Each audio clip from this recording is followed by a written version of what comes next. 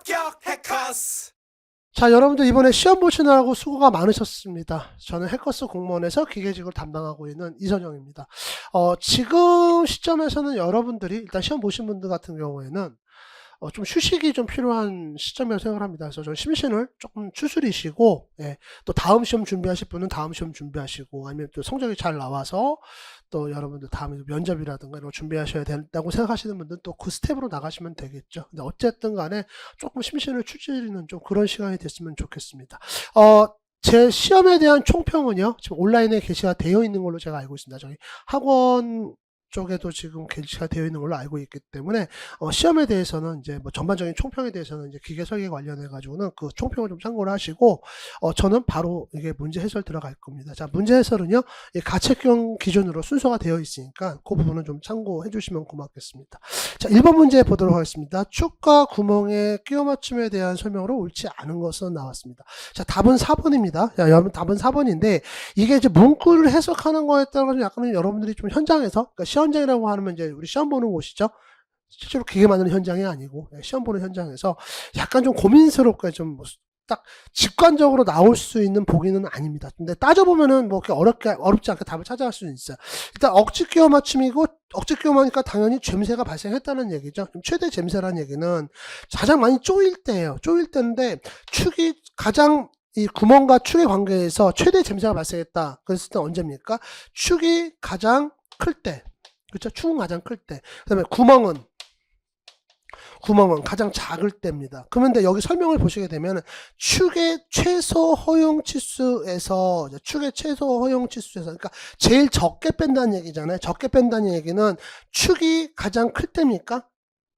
예, 축에서 지금 최소 허용 치수에서 구멍의 최대 허용 치수를 뺀 값이 다 나왔잖아요. 축이 가장 작을 때를 얘기하는 거죠. 축이 가장 작을 때 얘기하는 거고, 구멍이 최대 허용 치수를 뺀 값이라니까 구멍이 가장 클 때란 얘기죠. 그러니까 반대가 됐습니다, 이게 말이. 그래서 요거는 여러분들이 좀 어려운 문제는 아닌데 문구를 딱 직관적으로 나오지 않으니까 여기서 여러분들이 얘가 잘못해서 이렇게 안 하면 또 다시 가서 또 읽어봐야 되거든요. 왜? 얘 같은 경우는 또 지문이 맨 4번입니다. 그러다 보니까 앞에서 또 읽어야 돼. 시간이 들기 때문에 약간 좀 마음이 좀 쫄릴 수 있는 그런 지문이기는 해요. 근데 문제의 의미는 그거죠. 그래서 여러분들 이렇게 보시면 돼요. 억지 끼우면서 젬새가 나왔다.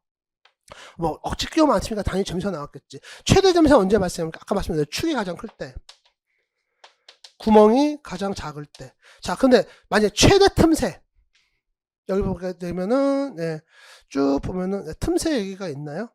네, 이건 최소 틈새. 최대 틈새로 할게요. 네. 최소 틈새는 이제 그거 반대로 가면 되는 거니까, 최대 틈새 같은 경우는 축이 가장 작을 때, 그쵸? 네. 그 다음에 구멍이 가장 클 때, 요렇게 보시면 되겠죠. 이때 최대 틈새 발생한다. 요거 두 가지는 여러분 설정을 해놓고 가십시오. 네.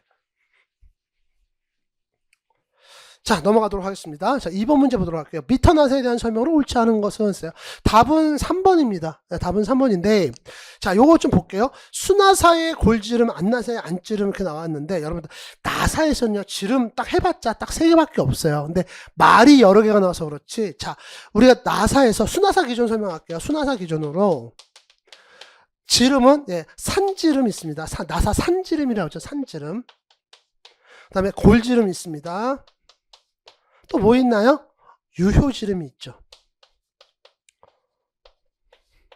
자, 나사 산지름이 의미하는 게 어디입니까? 여기서 지금 우리 여러분 보고 계신 그림에서 요 바깥지름이 산지름이 됩니다. 네, 그 다음에 골지름은 뭐가 되겠어요? 안지름. 여기가 이제 골지름이죠. 수치상으로 봤을 때 얘가 가장 크죠. 바깥지름, 산지름이 얘보다 더 큽니다. 얘는 작은 값이 나오는 거예요. 유효지름은 뭐죠? 산지름과 골지름의 중간이 유효지름입니다. 그래서 제가 요거 설명드릴 때마다 드렸던 말씀인데, 요 유효지름은 나사의 피치원하고 똑같아요. 그러니까 나사 설계에서 가장 기본이 되는 지름이 유효지름이지만, 실제로 만든 나사를 보면 그게 보인다, 안 보인다? 안 보인다. 예, 보이는 건 아니다, 얘는. 대신 설계에서 기준이 돼가지고, 요거 유효지름을 기준으로 해가지고 산지름과 골지름이 결정되는 이제 그런 역할을 하고 있다, 이렇게 말씀드리고 있죠. 자, 그러면 여러분, 우리 수나사에서는 어떤 걸 우리가 호칭지름을 하고 있죠? 호칭지름. 네, 호칭지름, 얘를 우리가 호칭지름 하고 있죠? 수나사에서는. 앞나사는요? 여러분, 앞나사는 수나사 따라갑니다. 안지름. 바깥 이게 아니라 그냥 우리 암나사는요. 암나사는 그 나사에 맞는 암나사에 맞는 볼트의 규격을 순나사의 규격을 따라간다. 이렇게 정의가 되어 있어요. 케이스 규격이. 그렇게 되어 있는 겁니다. 그러면 보세요. 순나사의 골지름 나왔습니다. 순나사의 골지름, 안지름 얘기하고 있죠. 이게 골지름. 그 다음에 암나사의 안지름. 암나사의 안지름, 요거는 이렇게 안쪽에 있는 안지름이 있습니다. 이게 최대지름이다. 아니죠. 최소지름이죠. 최대지름 다 바깥지름. 그래서 순나사는 산지름이, 나사 산지름이 저겁니다. 최대지름이 됩니다. 근데 여러분들 지금 암나사 같은 경우는요, 제가 이거 지금 산지름, 고지름 구별해서 말씀드리지 않는 이유가 이게 책마다 달라요. 솔직히 말씀드리면. 그래서 이거는 그냥 안지름, 바깥지름 하시는 게 더 낫습니다. 어떤 책은 또 이렇게 돼 있고, 어떤 책은 돼 있고, 저도 많이 헷갈렸는데, 이렇게 하니까 또 좋은 것 같아요. 여러분들 이렇게 좀 기억을 하십시오. 자, 어쨌든 이렇게 정리하시면 되겠고요. 3번 문제 보도록 하겠습니다. 자, 시간에 따라 크기가 변하는 동화중에 해당하는 동화중의 정의가 이거죠. 시간에 따라서 크기와 방향이 바뀌는 하중, 우리가 동하중 이렇게 얘기를 하고 있습니다. 충격하중, 반복하중, 분포, 양전하중 있는데요. 자, 이 문제에서 여러분들이 좀 두 가지를 보셔야 돼요. 일단 보기를 보시면 어떤 건 두 개고 어떤 건 세 개입니다. 그죠? 이렇게 나오면 사실 좀 헷갈려요. 헷갈릴 수 있는데 이 문제 같은 경우는 굉장히 명확한 기준이 있습니다. 자, 동하중이라고 했고요. 동하중이라고 했고 이 중에서 우리 여러분들이 모를 만한 하중이 없어요. 충격, 반복, 양진. 요것들은 여러분들이 많은 또 지금 요런 애들은 우리가 이제 그게 설계를 공부하실 때 뭐 피로라든가 그다음에 보호 같은 거 할 때 다 다뤘던 내용이기 때문에 명확해가지고 이게 두 개냐 세 개냐는 큰 문제가 안 됩니다. 근데 좀 애매한 애들은 좀 문제가 되죠. 이런 것들 좀 어려워집니다. 이렇게 두 개 세 개가 섞여 있으면. 근데 얘는 워낙 명확하기 때문에 가는 거고. 자, 충격 하중 같은 경우 여기 그림은 없는데 자, 요 그래프가 보시면 이게 시간입니다. 이게 지금 시간을 얘기하는 거고요. 요 높이가 하중의 크기를 얘기하고 있어요. 그래서 이건 P값 이렇게 한다고 보면은 충격 하중은 이렇게 시간이 증가하는데 어느 순간인가 팍 치고 들어오는 요런 식의 그래프가 그려지고 요거도 우리가 충격 하중 이렇게 얘기하고 있죠. 그래서 만약에 충격이 발생하는 곳에 우리가 설계를 한다고 그러면은 기준 응력을 뭘로 잡니다? 충격 응력을 기준으로 잡니다. 이렇게 얘기가 되어 있어요. 이렇게 보시면 되겠고, 자, 그 다음에 이제 반복 하중 보겠습니다. 자, 반복 하중 같은 경우는 요게 지금 반복 하중이죠.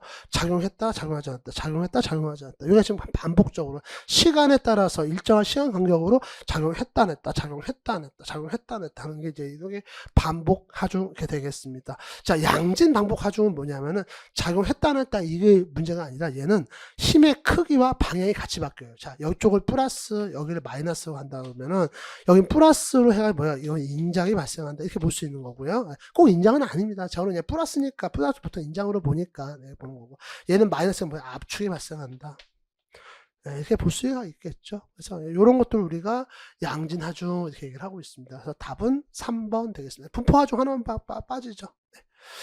4번 문제 보도록 할게요. 자, 지름이 D라고요. 길이가 L입니다. 중실축이에요. 동일한 비틀린 각을 나타내는 지름이 2D인 중실축의 길이는 있습니다. 그래서 비틀린 각이 일단 동일하다고 하는 거, 요게 지금 핵심 포인트죠. 그래서 요걸 갖고 우리가 따져본다고 그러면은 요거는 기억하셔야 돼요, 여러분들. GIP 분지 TL. 여러분들한테 좀 부탁하고 싶은 게 제 수업을 들었던 안 들었던 간에 오늘 공무원 시험 보시겠다고 특히 기계직에 들어왔다. 두 가지 공식은 꼭 아니.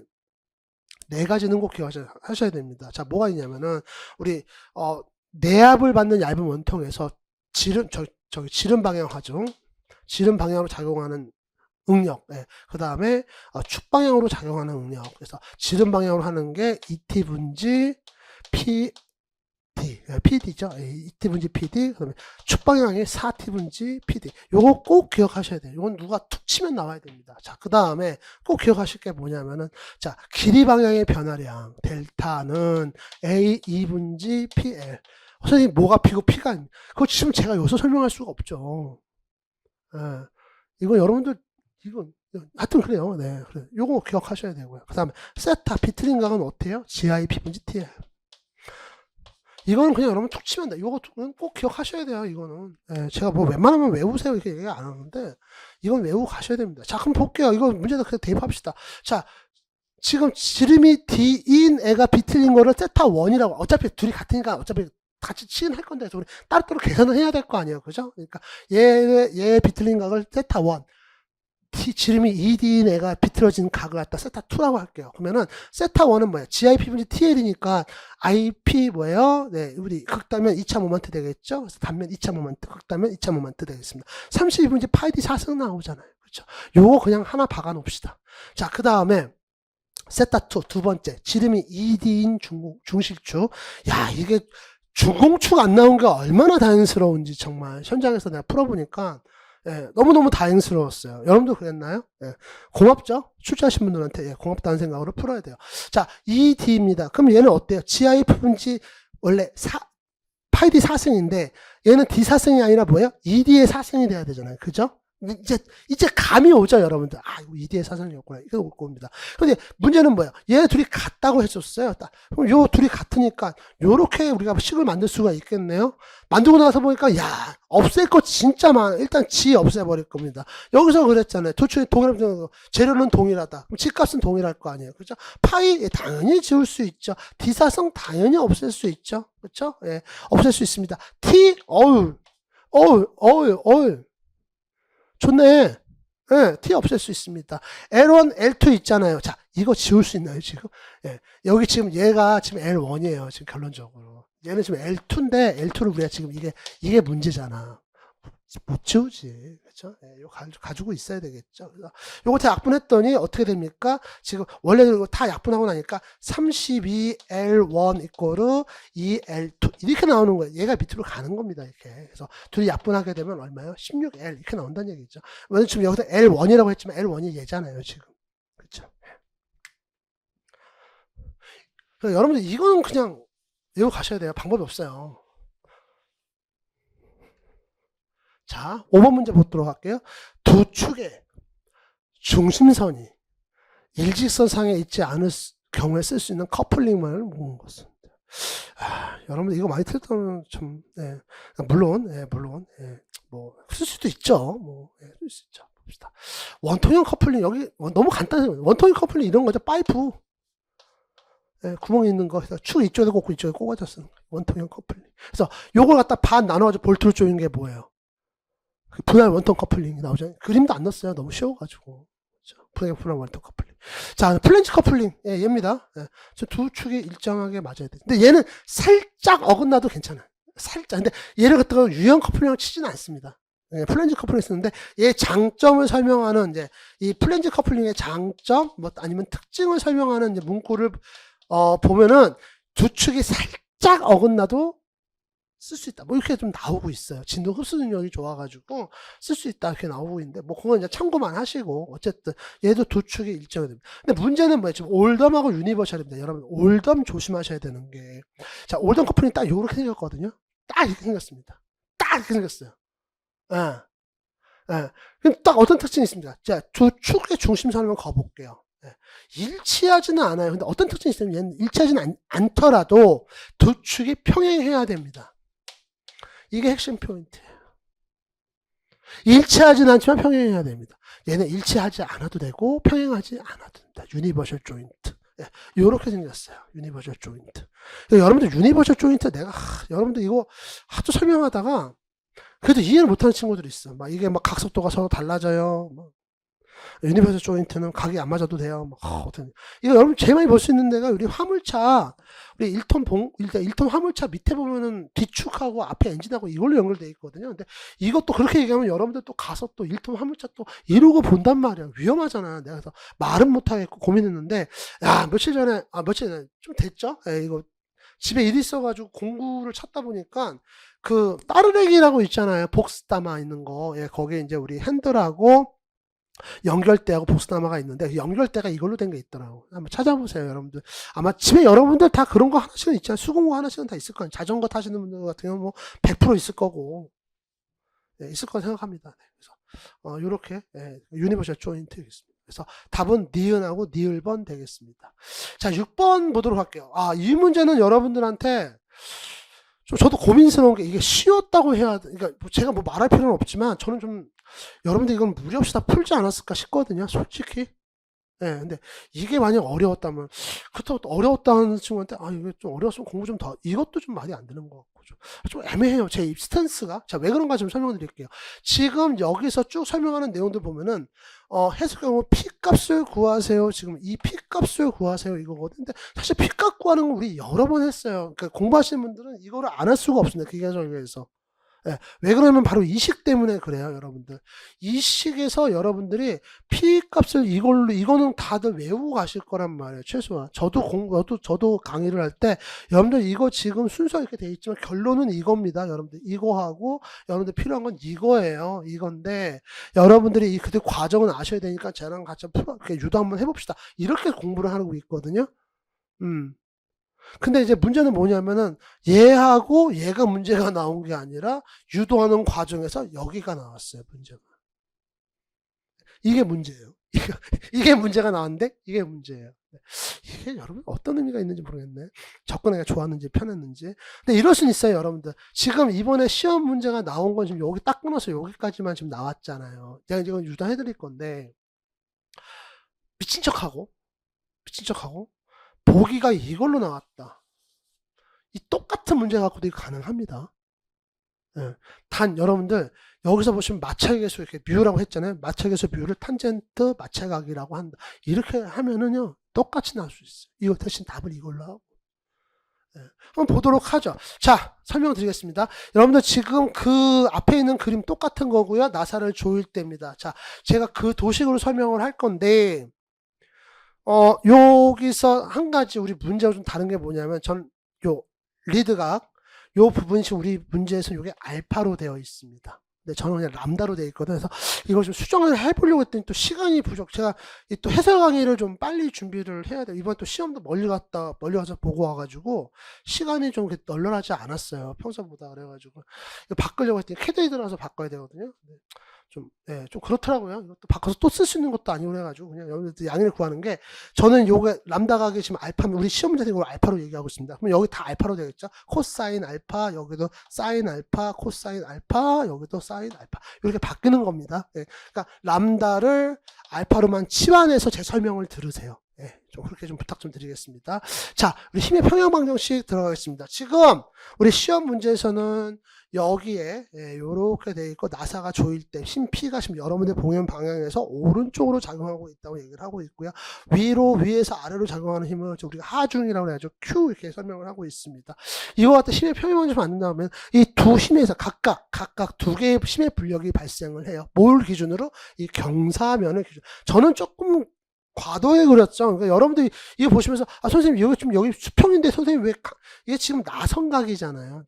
나사산이잖아요. 그러니까 좀 저는 과도하게 그린 거죠. 여러분들을 좀 이해하기 편하게 하기 위해서 이렇게 또 공부를 계속 해왔고 그러니까 요게 지금 올라가 있는 요 힘 Q가 작용하는 애예요. 그래서 아까 우리 시험 문제에서 이게 좀 위에서 아래로 작용했으면 전 여기 중심에서부터 내린 것 뿐입니다. 하중 지금 Q가 작용하고 있고요.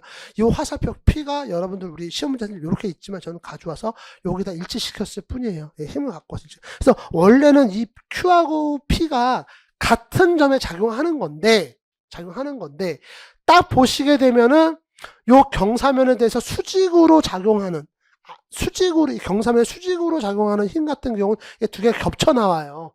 그러다 보니까 여러분들이 딱 봤을 때 이게 그림을 봤을 때 이해가 안 되거나 어려울 수가 있습니다. 그래서 일부러 좀 두 점을 좀 떨어뜨렸을 뿐입니다. 원래는 Q하고 P가 한 점에서 같이 작용하는 걸로 얘기를 하는데 이거 좀 떨어뜨려서 얘기하는 것 뿐이에요. 그러면 이제 힘의 평형 방정식을 만들어 보자 이거죠. 지금 P하고 Q에 대해서 P도 요 경사면에 대해서 수직으로 작용하는 힘이 있고 경사면에 평행하게 작용하는 힘이 있습니다. 요 두 힘이 지금 그 힘이에요. 자, 그 다음에 이 Q에 대해서도 이 경사면에 수직으로 작용하는 힘이 있고 이거랑 이 경사면에서 평행하게 작용하는 힘이 있습니다. 그 두 힘이 바로 요겁니다. 그럼 하나씩 좀 따져가 보죠. 지금 이 힘 P에 대해서 일단은 요거 우리 경사면에 대해서 수직으로 작용하는 힘만 좀 보도록 하죠. 힘 P에 대해서 수직으로 작용하는 힘 보도록 하겠습니다. 지금 요 힘에 대해서 보시면 이렇게 직각삼각형이 나왔어요. 그죠? 그리고 요 각이 지금 알파각입니다. 시험에서는 여기 시험 문제에서 요게 지금 알파각으로 되어 있어요. 그러면 요게 지금 각이 알파각인 직각삼각형으로 만들 수 있죠. 이게 알파각이 되는 것이고 이 빗면이 뭐가 돼요? P가 되는 겁니다. 그죠? 그럼 여기 수직으로 작용하는 요 힘은 뭐겠어요? 높이에요? 빗면이에요? 높이가 되는 거죠. 예, 지금 우리는 요거 얘기하고 있잖아요. 얘가 지금 궁금한 물음표 땡입니다. 그렇죠? 물음표 땡이에요. 내가 지금 궁금한 물음표 땡인데 이 물음표 땡 같은 거 우리가 어떻게 할 수 있습니까? 지금 얘는 지금 우리가 몰라요. 그렇죠? 알고 있는 건 요 P값밖에 없습니다. 요 각도가 지금 알파 각이라는 거. 그러면은 자, 요거 우리가 빗면과 높이를 규정할 삼각함수 뭐가 있습니까? 사인 함수가 있어요. 그래서 사인 알파는 해놓은 거야. 높이 우리 모르죠? 물음표 땡입니다. 네. 나누기 물음표 땡을 나눠줘야지. 뭘로? P로 나눠줘야죠. 물음표 땡 결론은 뭐가 됩니까? 물음표 땡은 P 곱하기 사인 알파 이렇게 나오겠네요. 그쵸? 예. 그래서 여기가 물음표 곱하기 P 곱하기 사인 알파 이렇게 나오는 거고. 자, 여기는 뭐가 되겠어요? 지금 여기는 여기 지금 평행하게 이 힘 P에 의해서 평행하게 작용하는 빗면에 평행하게 작용하는 힘은 지금 여기를 얘기하는 거죠. 이건 뭘로 규정할 수 있어요? 코사인 함수를 할 수 있죠. 그래서 여기도 우리가 지금 몰라요. 여기 이 길이 좀 모릅니다. 여기도 물음표 땡 할게요. 물음표 땡은 어떻게 볼 수 있습니까? P 곱하기 P 분지 물음표 이렇게 하면 되겠죠. 자, 코사인 함수로 쓸 수 있죠. 요렇게 직각삼각형에서 여기가 이제 알파 각이고 여기가 P 값이니까 내가 궁금한 건 지금 요 물음표 땡이야. 그러면은 코사인 알파는 P 분지 물음표 땡 나오겠네요. 그럼 물음표 땡은 결론적으로 물음표 땡은 P 곱하기 코사인 알파 이렇게 나올 겁니다. 그래서 얘가 P 곱하기 코사인 알파 나왔어요. 자, 그 다음에 이제 Q에 대해서 Q에 대한 분력을 좀 보도록 합시다. 야, 요거는 이제 시각삼각형이 어떻게 나왔어요? 네, 지금 요렇게 만들어졌습니다. 그러면 일단 여기에 대해서 요 평행하게 작용하고 있는 힘을 좀 보도록 할까요? 지금 요런 직각삼각형이라고 했을 때 지금 여기가 지금 Q 값 나오고 있죠. 여기가 지금 알파 값이에요. 그렇죠? 내가 지금 궁금한 건 뭡니까? 얘를 지금 틀어놨지만 실제로 여기가 지금 궁금한 거죠. 여기가 지금 물음표 땡입니다.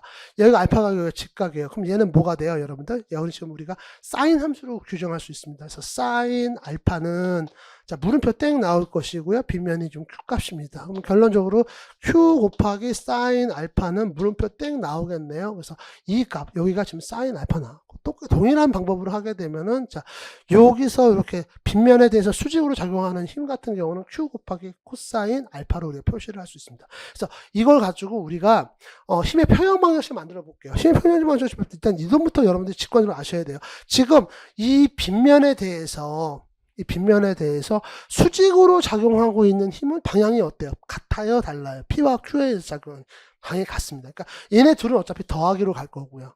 자, 그 다음에 빗면에서 작용하는 두 개의 힘을 본다 그러면은 지금 요 힘과 요 힘인데 얘는 방향이 같습니까? 다릅니까? 다릅니다. 그렇기 때문에 얘는 마이너스로 갈 겁니다. 이거 평행 방정식을 만들게 되면은 자, 요렇게 만들 수가 있어요. P 곱하기 코사인 알파 마이너스 Q 사인 알파. 자, 얘가 의미하는 게 뭐냐면은 요거 두 개를 얘기합니다. P 곱하기 코사인 알파, Q 곱하기 사인 알파 이렇게 나오는 거예요. 그래서 여러분 P 곱하기 코사인 알파, Q 곱하기 사인 알파 이렇게 보시면 되겠습니다. 나머지는 뭐예요?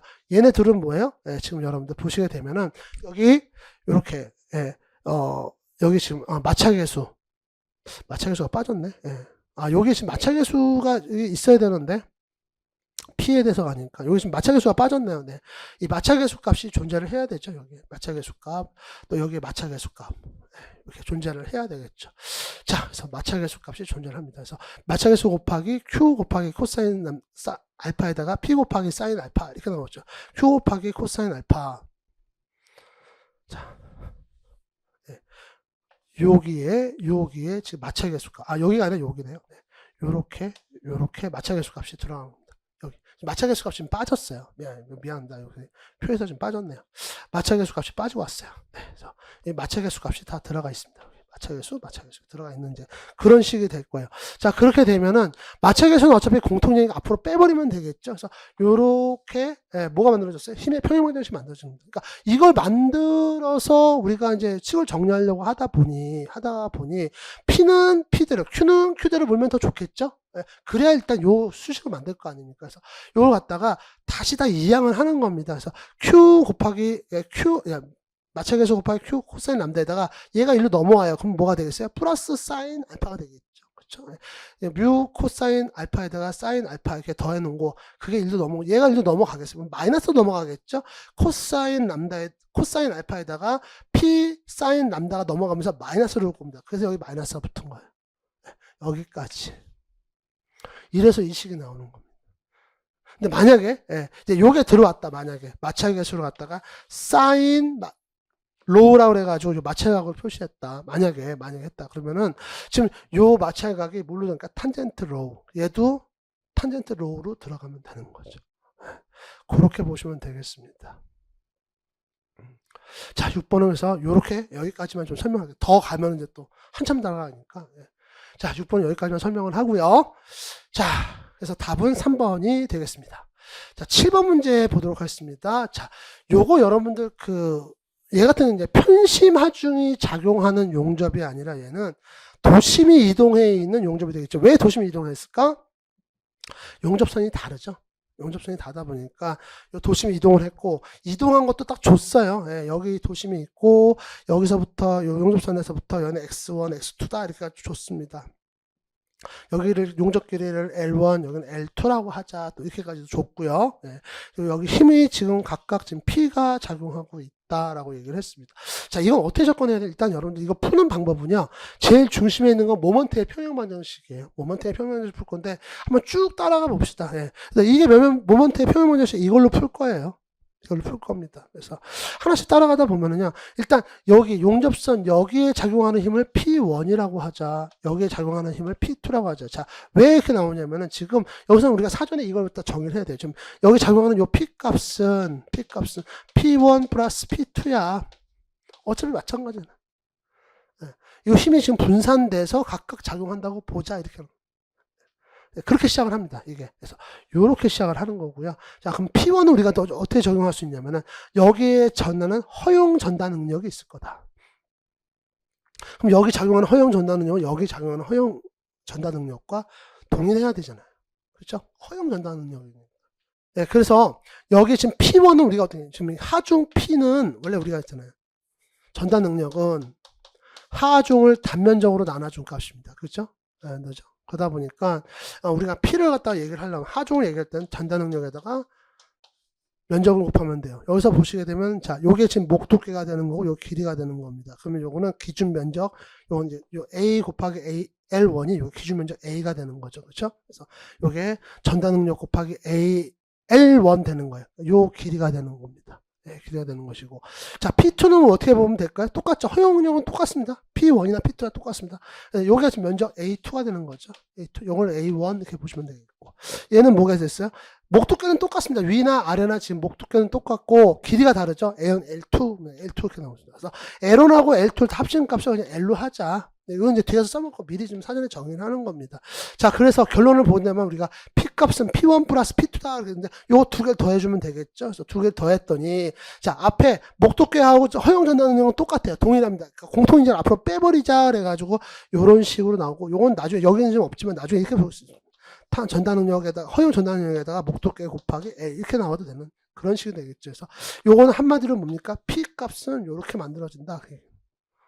탑신 값으로. 그게 보겠습니다. 자, 그러면 이제 요거까지는 다 됐고, 그 다음에 요거 한번 봅시다. 그러면 여기 요 지점을 기준으로, 여기 지금 도심인데, 요 도심을 기준으로 작용하는 힘의 모먼트는 어때요? 서로 같다. 그래서 P1에 의한 모먼트와 P2에 의한 우리 모먼트는 같은데, 이건 힘 곱하기 거리잖아요. 여기서부터 이 P에 작용하는 요 힘 곱하기 거리니까, 힘이 작용하는 여기, 이쪽에 지금 이쪽으로 지금 힘 P1이 작용하는 것이고, 이쪽에서는 지금 힘 P2가 작용하고 있는 거죠.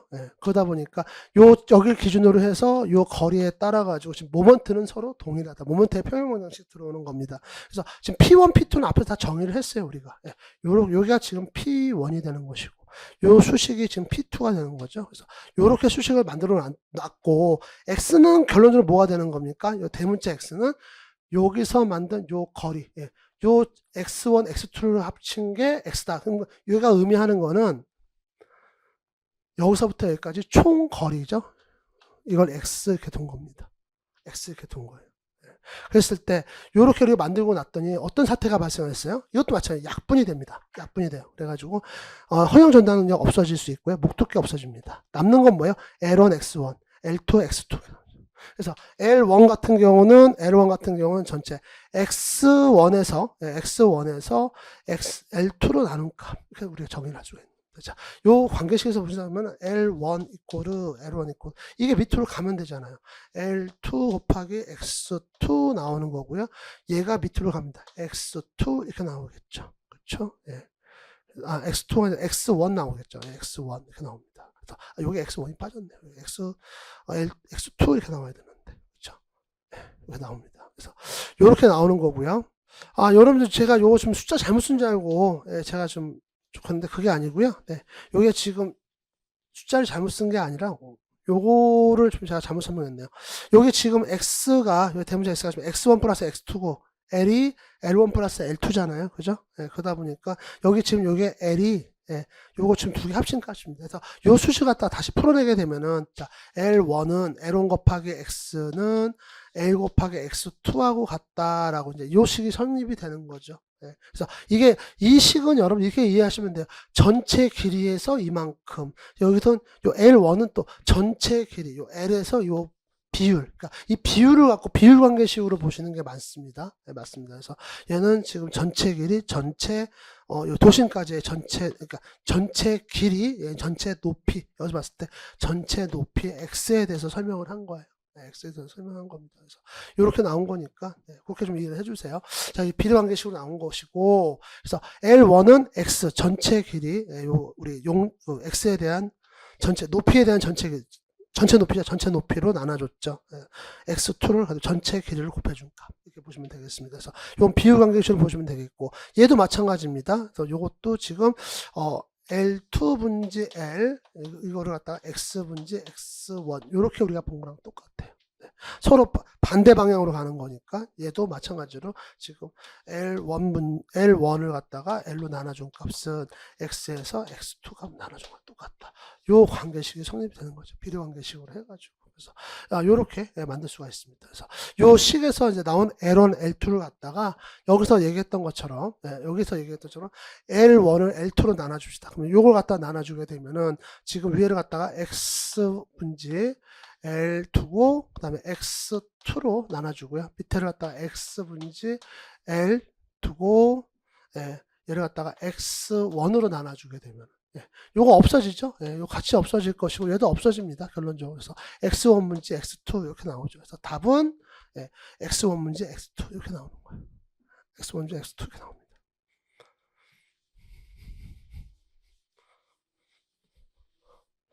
자, 7번 이렇게 마무리하고요.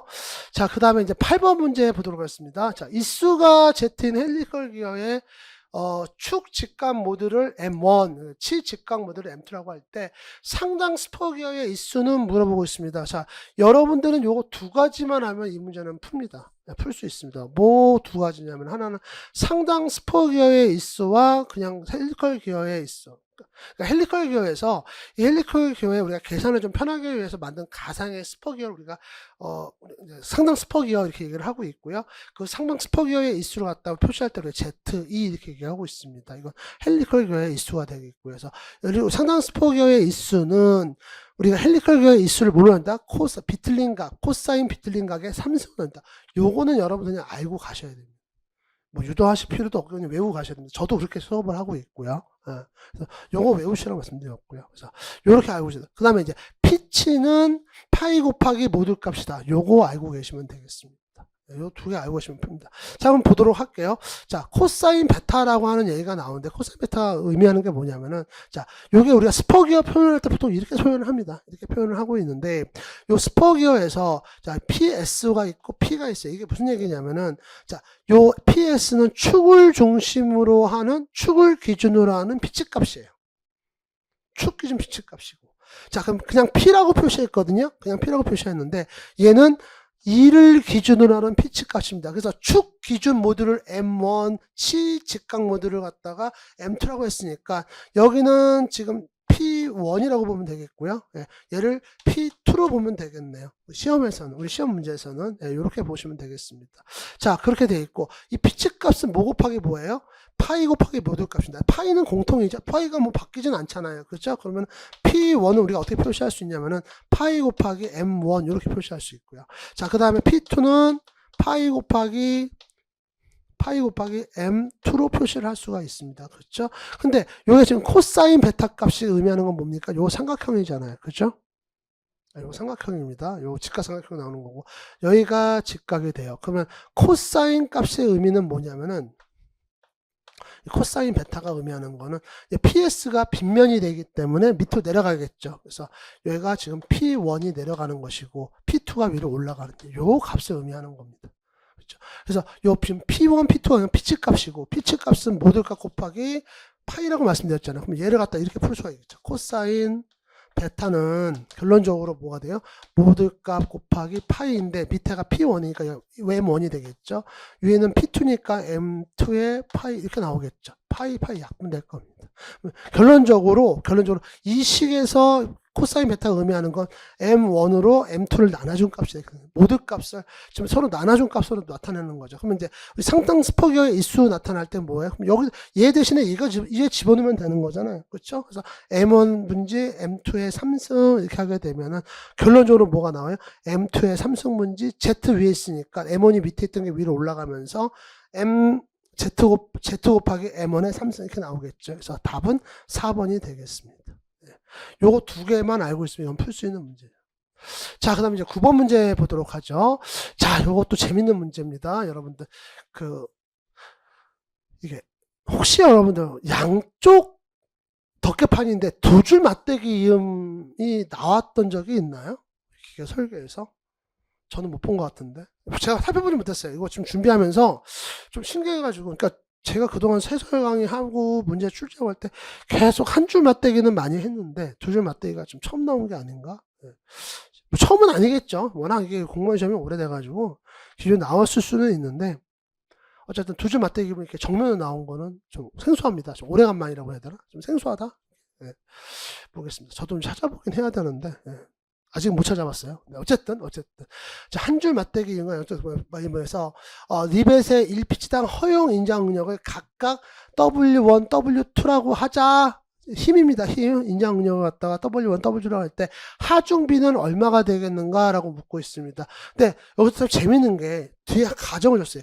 리벳의 전단만을 고려한다. 그러니까 강판에 대한 거는 일단 접어두고 리벳만 고려해라고 얘기하고 있습니다. 그러면 자 볼게요. 자, 한쪽 덮개판에 한 줄 맞대기입니다. 지금 맞대기가 되어 있는데 판이 이렇게 맞대기가 되어 있는데 여기 위에다 덮개판이 들어가 있는 이런 상태가 되겠죠. 그러면은 한 줄 맞대기니까 어떤 상황이 벌어졌어요? 지금 요렇게 리벳이 들어가 있는 상태고 여기 요렇게 리벳 머리가 나와 있을 겁니다. 그죠?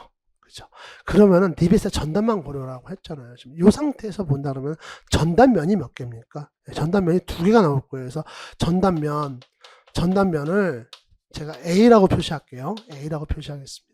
자, 전단면이 A라고 했을 때 여기는 전단면이 두 개가 나왔어요. 그래서 여기는 이 A가 나올 겁니다. 그쵸? 얘가 전단면이 두 개가 이 A로 나올 것이고. 자, 그 다음에 우리 두 줄 맞대기, 양쪽 덮개판 같은 경우는 어때요? 두 줄 맞대기고 하니까 요렇게 나올 겁니다. 자, 철판이 요렇게 나올 거고요. 자, 위에 덮개판이 요렇게 있을까요? 두 줄 맞대니까 여기 리벳이 두 개 들어가야 되겠죠? 리벳이 두 개가 들어갈 겁니다. 이런 식으로. 그래서 여기 이렇게 뚜껑이 그럼 얘는 전단면이 몇 개인가요? 여기 하나, 둘, 셋, 넷. 이쪽에도 하나, 둘, 셋, 넷. 얘 같은 경우는 지금 전단면이 8개가 납니다. 그렇죠? 그래서 이렇게 풀면 돼요. 이렇게 풀면 됩니다. 그래서 이거 갖다 다 풀어보면 이렇게 풀 수가 있어요. 지금 하중 같은 경우는 여기다가 응력에다가 아유 이것도 이렇게 나왔네. 또 여기다 그렸더니 또 이렇게 잘 안 보이죠, 여러분들. 요것만 기억하세요. 일단은 지금 양쪽 덮개판 같은 경우는 전단면이 8개 나왔고 한쪽 덮개판 같은 경우는 전단면이 2개 나왔다. 요것만 좀 기억을 하십시오. 그림 지우겠습니다. 설명해야 되니까. 자, 하중 같은 경우는 단면적을 응력에다 곱해주면 되죠? 응력 곱해주면 되는데, 이 단면적이 지금 2a가 나왔습니다. 그쵸? W1 같은 경우는 응력에다가 2a 곱한다 그러면은, 요거 a가 뭐예요? 니벳의 지름이 원형이니까 원형으로 나눠주면 되겠죠? 4분의 파이 d 제곱인데 2입니다. 그래서 요렇게 2를 곱해줬어요. 예, 요렇게 해줬습니다. 그래서 뭐, 요거 같은 경우 뭐 나중에 약분해주면 되겠지만 일단 요대로 그냥 둘게요. 일단 급하니까. 예, 그냥 두고. 자, 그 다음에 양쪽 덮개판 보도록 하겠습니다. 얘는 8a잖아요. 근데 여러분 얘기했습니다. 양쪽 덮개판 같은 경우는요.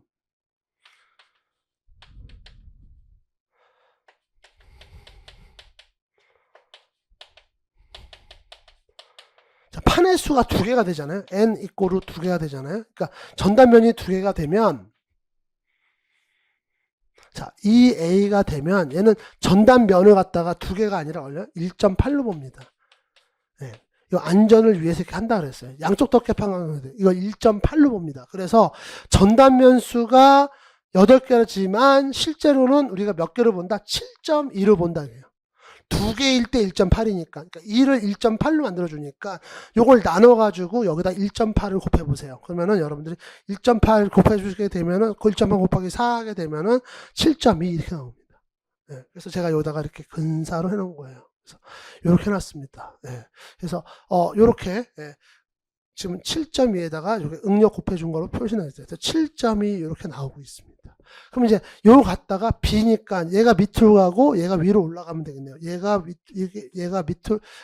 위로 가고 얘가 밑으로 내려오게 되면 결론적으로 요거 없어집니다. 서로 없어질 것이고 얘도 없어질 것이고 파이 d 제곱 없어지면서 결론적으로 뭐의 비입니까? 7.2와 2의 비로 나옵니다. 그래서 이 나눠주기에는 3.6 이렇게 나옵니다. 자, 그러면 여러분들 궁금한 게 있을 거예요. 선생님, 그럼 양쪽 덮개판 할 때는 무조건 이걸 해줘야 됩니까? 일단은 두 가지 패턴이 있어요. 시험 문제에서 그걸 요구하는 경우가 있고 얘처럼 그거 알아야 풀 수 있으면서도 얘기를 안 하는 경우가 있습니다. 근데 그럼 어떻게 구별을 하느냐? 제가 이거 하나 말씀드릴게요. 일단 여러분들 이런 문제 있으면 이걸 그냥 2로 풀어보십시오. 그냥 8로 가셔도 상관없습니다. 그냥 8로 가버리십시오. 8로 가서 풀잖아요? 그러면 오차가 발생할 거 아니야. 딱 떨어지진 않습니다만, 예, 딱 떨어지진 않습니다만 비슷하게 간다고. 근데 이게 답이 없다. 만약에 했을 때. 그때는 이걸 적용하시면 됩니다. 그때는 적용하시면 됩니다. 근데 여기 아무것도 없는데 처음부터 적용하게 되면은 또 적용 안 한 답도 나올 수가 있어요. 그러니까 이거는 그때마다 여러분 순발력 있게 대응을 하셔야 되는 거고, 만약에 문제에서는, 문제에서 이런 말 없이 그냥, 예, 뭐, 덮개판 예를 들어서 뭐, 여기 n은 이꼬르 2로 적용한다. 덮개판이 단면적이 그 전단면수가 두 개일 때는 2로 적용한다. 뭐 이런 표현이 있으면 그냥 하시면 되는 거고. 그래서 이런 건 약간 좀 눈치가 필요해요. 시험 이제 푸실 때. 예. 그래서 만약에 이게 내가 이렇게 정확하게 8로 해서 풀었는데 답이 없다. 지금처럼. 그럼 답이 없을 거 아니에요. 그럴 때는 요걸 1.8로 한번 고쳐볼까? 해가지고 7.2로 적용해가지고 한번 해보시고. 요렇게 하시는 게 가장 정확하고요. 정확하고. 근데 거의 비슷하게 나오기 때문에 여기 보시게 되면은 편차가 좀 커요. 얘네들이. 예, 그래서 뭐 그냥 하셔서 눈치껏 또 찍으셨는데 이게 또 공무원 시험 문제는 또 이게 문제 하나당 또 비중이 크니까 또 좀 확인해 보는 그런 과정도 필요하잖아요. 그래서 그런 것들은 여러분 좀 확인해 보셨으면 좋겠습니다. 그래서 그 부분은 1.8을 적용하느냐 2를 적용하느냐는 그때그때 따라서 좀 다르니까 여러분들이 눈치껏 좀 적용을 하셔야 된다. 이렇게 좀 말씀을 드리고 싶네요. 자, 10번 문제 보도록 하겠습니다. 마찰면의 수가 6개인 답판 브레이크에서 원판 마찰면의 평균 지름이 100mm일 때 제동 토크가 75Nm가 발생을 시킨다면 추국 방향을 미는 힘은 얼마인가? 마찰계수 0.25고요. 자, 요거 본다 그러면은 일단 답판 브레이크입니다. 답판 브레이크는 이제 축이 있으면은 판때기가 이렇게 있고요. 얘가 요런 이제 홈에 이제 들어가 있는 이제 요런 구조가 되겠죠. 그렇죠? 그래서 여기서 발생하고 있는 총 제동 토크가 75라고 하는 얘기는 지금 마찰면 수가 지금 6개라고 했잖아요. 그러면 하나의 마찰면은 지금 얼마가 걸린다? 뭐 요렇게 해서 우리가 시작을 할 수밖에 없어요. 첫 스타트는 이렇게 가십시오, 여러분들. 이런 문제 같은 이렇게 시작할 수밖에 없습니다. 자, 요 T1이 지금 지금 판 하나에 걸린 제동 토크예요. 판 하나에 걸린 제동 토크입니다. 그러면 판 하나에 제동 걸리면 총 제동 토크를 저는 T로 했습니다. 이거를 갖다가 판수로 나눠주면 되겠죠. 그래서 6개로 나눠줘가지고 15.5 이렇게 나왔습니다. 그래서 판 하나에 걸리는 제동 토크가 12.5 뉴턴 미터 이렇게 나왔어요. 그러면 요 T1을 여기다 지금 T1을 놓았고요. 여기다 발생하는 제동 토크를 계산하려고 그러면 어떻게 됩니까? 마찰계수 곱하기 P. P는 뭡니까? 지금 축방향으로 미는 힘을 지금 저는 얘를 P로 놨습니다. 축방향으로 미는 힘이고 얘가 마찰계수입니다. 그래서 이게 결론적으로 얘가 힘이 되는 것이고, 힘 곱하기 거리잖아요. 토크는. 그쵸? 힘 곱하기 거리인데 거리는 뭡니까? 평균 지름을 반으로 나눠준 값이 되겠죠. 그래서 요걸 갖다가 쭉 정리하게 되면, 지금 우리가 지금 P 값을 구하는데 P는 몰라요. 모르고. 대신에 이거 알고요. 나머지 다 알잖아요. 그렇죠? 요렇게 우리가 정리해 놓은 다음에 나머지를 P에 대해서 하나만 남겨놓고 나머지 다 절로 몰아버리게 되면 요런 수식이 나옵니다. 그래서 요걸 계산하시게 되면 딱 1000 나와요. 딱 1000 나옵니다. 그렇죠? 요렇게 여러분들이 찾아가시면 되겠습니다. 자, 그럼 이제 12번 문제 보도록 하겠습니다. 자, 그림과 같이 이제 요 그림, 네, 요 그림이죠. 90kN의 하중 P를 받는 피벗 베어링의 안찌름 D1이 100mm일 때, 베어링의 바깥지름 D2는 얼마인가? 그리고 이제 평균 베어링 압력이 4MPa이고 파이는 3으로 계산하세요. 이렇게 나왔습니다. 일단 여러분들 요게 지금 밑으로 작용하고 있고 좀 안에가 비어 있잖아요. 그러니까 우리가 압력 그러면은 베어링 압력 그러면은 우리가 이제 수평으로 되어 있는 경우에는 어때요? 그 단면적 갖다가 투영면으로 잡죠. 네, 투영면으로 잡는 거고, 피벗 같은 경우는 그냥 원에서 중공축을 봐가지고 전체 면적에서 가운데 비어있는 부분만 빼주면 됩니다. 그래서 우리가 이제 베어링 압력을 저는 여기 스몰 P로 이렇게 표현을 했고요.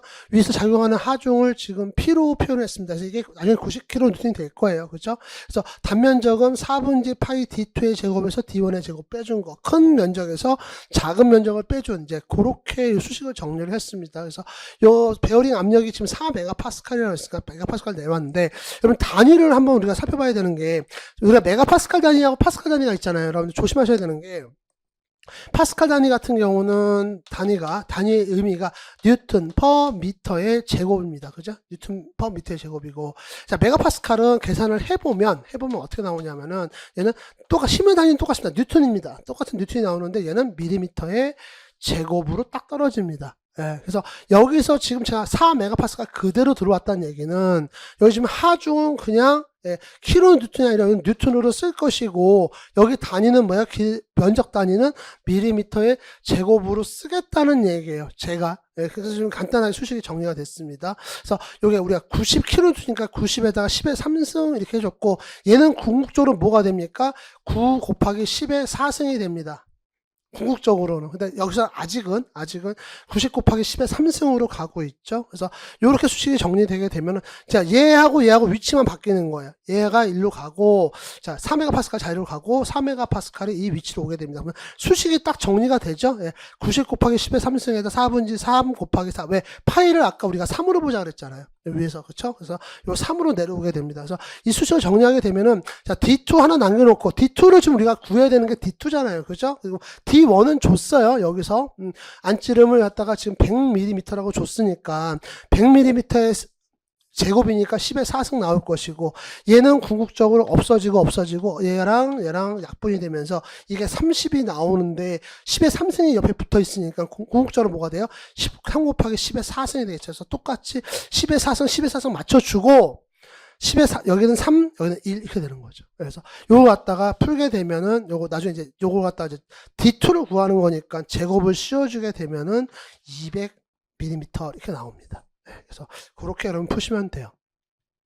12번 문제 보도록 할게요. 자, 엔진 출력이 30마력이고요. 토크는 50kg F 곱하기 미터일 때 엔진의 회전수를 구하세요. 이렇게 나오는데, 지금 여러분들 이거 갖다가 여러분들 이거 갖다 선속도로 계산하시게 되면 답이 없습니다. 답 못 구합니다. 이거 왜냐면 지름이 없기 때문에 선속도가 아니라 각속도를 구하셔야 돼요. 그래서 여기 보시면 75가 내려왔는데, 이거 가지고 여러분들 좀 궁금해 하시는 분들이 종종 계십니다. 이게 무슨 의미냐면은, 여러분들 이게 보시면 돼요. 1마력은요, 그러니까 이 마력, 와트로 봅시다. 1와트. 1와트는 1뉴턴에다가 1m/s를 곱한 값이 이렇게 나온 게 지금 1W예요. 근데 우리가 1마력 같은 경우는 PS죠. 1마력 같은 경우는 75kg F 곱하기 1 메타 퍼 세크의 제곱 이렇게 나옵니다. 그래서 이거 뭐 70억 일로 와도 되고 여기 일로 만들고 어쨌든 이렇게 나옵니다. 그래서 우리가 요 수식을 갖다가 만들어줄 때 킬로그램 F 곱하기 메타 퍼 세크의 제곱이라고 하는 요 단위가 만들어지게 되면 얼마가 나옵니까? 75를 항상 밑에 내려가지고 PS 밑에 내려가지고 우리가 계산을 해주고 있어요. 그래서 얘도 각속도가 들어오겠지만 이게 요 단위 자체가 얘 지금 킬로그램 미터잖아요. 그러니까 요거 갖다 환산했을 때 요거 75가 미터로 그래서 내려온 겁니다. 그래서 요렇게 놓고 시작을 하는 거예요. 그래서 75는 나눠주고 토크 곱하기 각속도 이렇게 보도록 하겠습니다. 자, 그러면은 지금 토크는 줬죠. 엔진 출력 여기 지금 최대 토크 50이라고 줬습니다. 50kg 미터 이렇게 나왔고요. 자, 그 다음에 여기 각속도는 뭐예요? 60분지 2파이에서 여러분 이거는 굳이 30분지 파이 n 요렇게 요거 RPM이죠.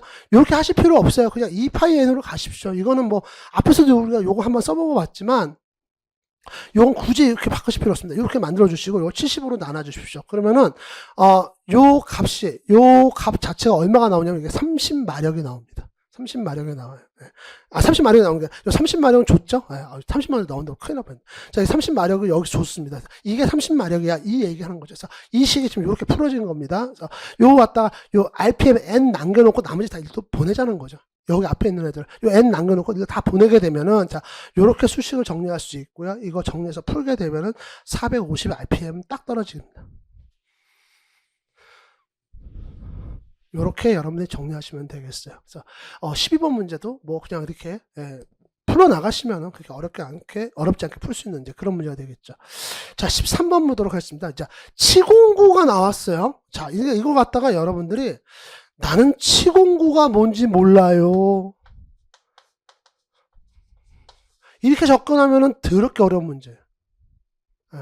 근데 이걸 갖다가 이렇게 생각하십시오. 나 치공구가 뭔지 모르겠는데 이게 치공군지는 이런 게 치공군 거는 알겠어 라고 하신다 그러면 쉬운 문제입니다. 자, 이게 답이 4번입니다. 4번이고 여기 설명을 보게 되면은 절삭력은 클램프가 위치한 방향으로 작용하도록 하고 절삭력 반대편에 고정력을 배치한다 그랬죠. 그래서 클램프가 위치한 방향으로는 작용하지 않도록 한다. 뭐가? 절삭력이 작용하지 않도록 방향으로 절삭력이. 자, 이게 무슨 얘기냐면은, 여러분들 이제 치공구부터 좀 제가 간단히 좀 설명을 드릴게요. 이런 게 이제 치공구인데, 우리가 여러분들 손으로 쓰는 공구를 뭐라고 하니까 수공구라고 얘기하죠.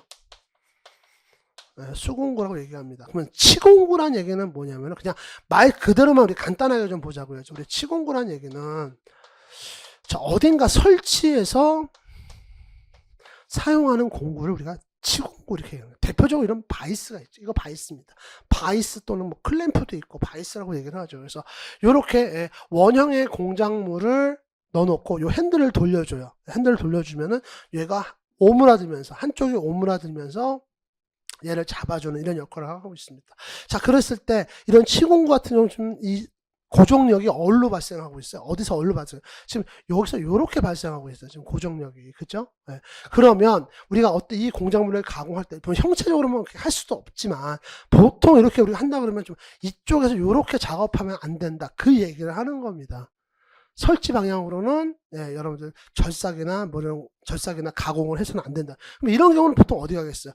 위에서 이렇게 구멍을 낸다든가 여기다가 이렇게 시편을 껴놓고 그러니까 위에서 구멍을 뚫는다든가 아니면 이쪽에서 구멍을 뚫는다든가 뭐 이런 작업을 하면 되겠죠. 그렇죠? 그 이야기를 앞에서 하는 겁니다. 그러니까 이거는 여러분 치공구까지 밀고 들어가려고 그러면은 여러분들이 정말 답이 없어요. 답이 없습니다. 그러니까 이런 거는 좀 기준을 아주 구해 주시고 또 이런 것도 있습니다. 여러분들 그냥 우리가 일반적으로 생각했을 때 뭔가를 설치해서 쪼였습니다. 뭔가 조였습니다. 그럼 그 방향으로 힘이 작용하면 좋을까요? 그 반대 방향으로? 좋을 게 없죠. 그쵸? 그렇잖아요. 볼트 같은 경우도 우리가 이렇게 물체를 갖다가 접합을 했습니다. 체결을 했어요. 볼트로.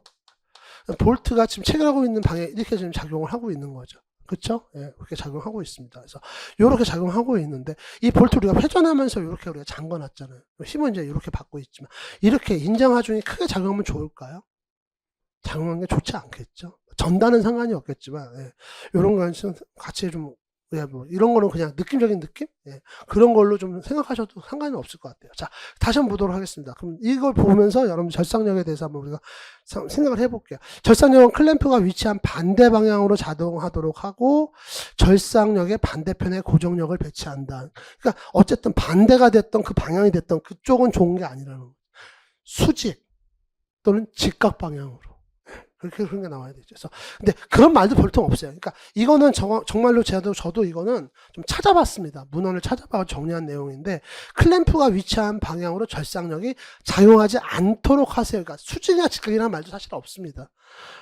클램프가 설치한 방향으로는 절상력이나 가공을 하지 마세요. 이렇게 되어 있습니다. 실질적으로. 그래서 요렇게 그러면 정리하시면 되겠고 나머지는 다 맞다는 얘기죠. 한번 보도록 할게요. 클램핑은 조작이 간단하고 급속 클램핑 형식을 선택한다. 그러니까 체결을 쉽고 빠르게 한다. 이제 그 얘기가 나오는 거고 클램프의 고정력은 위치 결정구나 지지구에 직접 가해서 공작물을 견고히 교정한다. 견고히란 말이 들어갔으니까 맞는 얘기다. 이렇게 보면 되겠습니다. 공작물의 변형, 손상, 뒤틀 방지하기 위해서 여러 개의 작은 힘으로 분산해서 고정한다. 이렇게 되어 있습니다. 그래서 이런 거 같은 경우도 사실상 요거 지금 하나가 이렇게 다 잡는 이제 이런 구조잖아요. 근데 이거는 이제 어떻게 보면 이제 과제에 있는 우리 저기 뭐야 일반기계기사 저희가 만든 과제물에 있는 그림을 가져온 거고 거기에 보면 이렇게 되어 있긴 한데 실질적으로 잘 만든다 그러면은 요거 같은 경우는 두 개로 나눠서 분할해서 만드는 게 더 좋겠죠. 뭐 그런 얘기를 해주는 겁니다. 그래서 그렇게 여러분 이해를 해주시면 좋겠습니다. 자, 그러면 이제 14번 문제 보도록 할게요. 원통형 코일 스프링에 작용하는 하중이 1750N이고요. 여기에 의한 이제 스프링 소수인 최대 전단 능력이 800N per 밀리미터의 제곱일 때 소선의 지름이 얼마입니까? 라고 물어보고 있어요. 그래서 여러분 이 문제를 쭉 읽어보시다 보면 지금 밑에 중요한 거 빠졌네. 이게 제일 중요해요. 스프링 지수는 지금 7이고요. 왈의 응력 순정계수는 1.2, 파이는 3으로 계산하세요. 이렇게 되어 있습니다.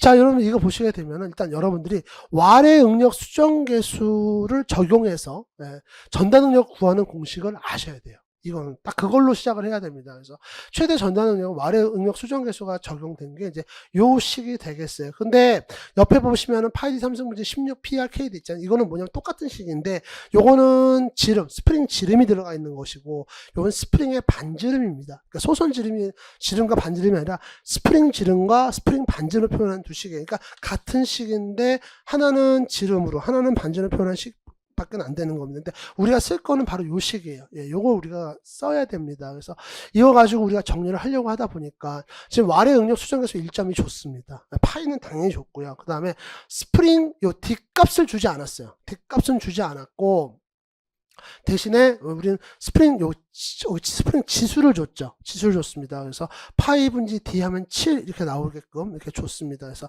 요거 우리가 이제 정해놓고 가면 될 거예요. 가면 됩니다. 그래서 여기 대신에 이제 스프링 최대 전단 능력을 줬으니까 여기에 있는 요 값도 줬고요. 요 값도 줬습니다. 그래서 요걸 갖다가 우리가 800N/m 스프링 하중 P니까 하중 P도 줬어요. 좀 좋죠. 그러니까 느낌적인 느낌 오시죠? 어떻게 풀면 될지. 자, 그래서 요거 갖다 쭉 풀어봤습니다. 그래서 3 곱하기 파이 D 삼성, 여기 지금 파이 D 삼성 있으니까, 아까 파이를 갖다 3으로 하자고 그랬잖아요, 문제에서. 그래서 여기 3이 들어온 거고요. 8 곱하기 P 값 얼마입니까? 1750 뉴턴이에요. 그래서 1750 뉴턴 그대로 들어왔습니다. 자, D 값은 없습니다, 현재. D 값은 없습니다. 자, 그 다음에 1점이 들어왔죠, 뭐요? 왈의 응력 수정계수 1점이 들어왔습니다. 그래서 요거 갖다 다시 풀게 되면 어떻게 풀 수 있냐면 밑에는 그대로 오고요. 그대로 오고 D 대신에 우리 무슨 여기 스프링 지수값 들어왔잖아요. 그래서 얘를 갖다가 스프링 소선지름으로 해가지고 스프링의 소선지름 D로 해가지고 표현할 수 있습니다.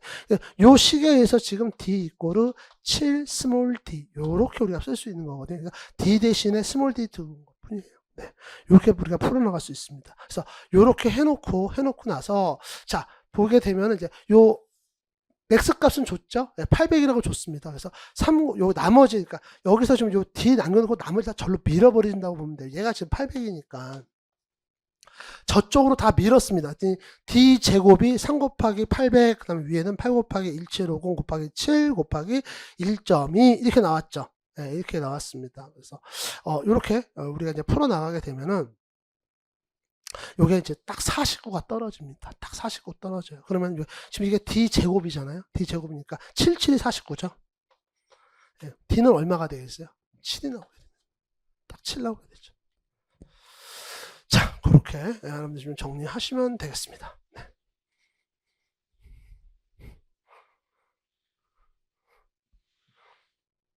자, 다음 문제 보도록 하겠습니다. 15번 문제 보도록 할게요. 원추각이 15도예요. 그 다음에 원추 접촉면의 평균 지름이 200mm인 원추 클러치에서 촉방향 힘이 440이고 원추 클러치의 최대 전달 토크는 얼마입니까? 그러니까 접촉면의 균일 마모 조건이고 마찰 계수는 0.2. 그 사인 15도, 코사인 15도를 줬습니다. 자, 여기 같이 지금 이렇게 사인 15도, 코사인 15도 줬다는 얘기는 여러분들 사실 계산기를 사용할 수가 없기 때문에 요걸 꼭 이용해서 써라 지금 그런 얘기가 되는 거예요. 그렇죠? 그래서 요걸 한번 풀려고 그러면 이제 우리가 요거부터 계산을 해야 됩니다. 일단 여러분들이 지금 최대 전달 토크를 구하려고 그러면 요 식으로 여러분이 좀 쓰셔야 되거든요. 요 식으로 쓰셔야 됩니다. 근데 이게 지금 원추 클러치다 보니까 이게 원추 클러치다 보니까 여기에서 여러분들이 써야 되는 요 마찰 계수는 그냥 마찰 계수가 아니라 그냥 마찰 계수가 아니라 그냥 마찰 계수, 반대 마찰 계수인데 여기서 여러분이 써야 되는 힘은 P가 아니라 뭐예요? 요 Q 값이에요. 원추 마찰, 이게 원추 클러치죠. 원추 클러치이기 때문에 실제로 힘 P가 아니라 써야 되는 힘, 요 P 대신에 요 Q를 쓰셔야 되거든요. 그래서 요 Q 같은 경우는 원추 클러치 같은 경우는 한쪽, 지금 원래는 이제 이렇게 생겨 있죠. 원추 클러치 같은 경우 한쪽이 이렇게 되어 있고 한쪽이 지금 이렇게 생겨 있는 이제 이런 구조입니다. 그래서 얘가 움직이면 저기 접촉해서 힘을 전달했다 끊었다 전달했다 끊었다 하는 이제 이런 구조가 되는데 지금 요 한쪽 요 경사만 제가 이렇게 그린 거예요. 그래서 실제로 힘은 여기서 작용하는 요 힘 P 얘가 힘의 원천입니다. 동력을 전달하는 힘의 원천은 여기서 축을 밀어주는 이 P가 원천인데 지금 여기가 경사가 젖어 있으니까 여기에 대해서 해석하는 거예요. 그래서 이 힘 P 때문에 이 경사면에 수직으로 작용하는 임의의 그러니까 가상의 힘이죠. 어떻게 보면 그 가상의 힘이 바로 Q입니다. 다시 한번 설명합니다. 이 Q는 축을 밀어주는 힘에 의해서 발생하는 경사면에 수직으로 작용하는 실제로 작용하는 그 가상의 힘을 우리가 Q로 놓고 이제 계산을 하는 거예요. 그래서 이 Q와 P의 관계를 봤을 때, 요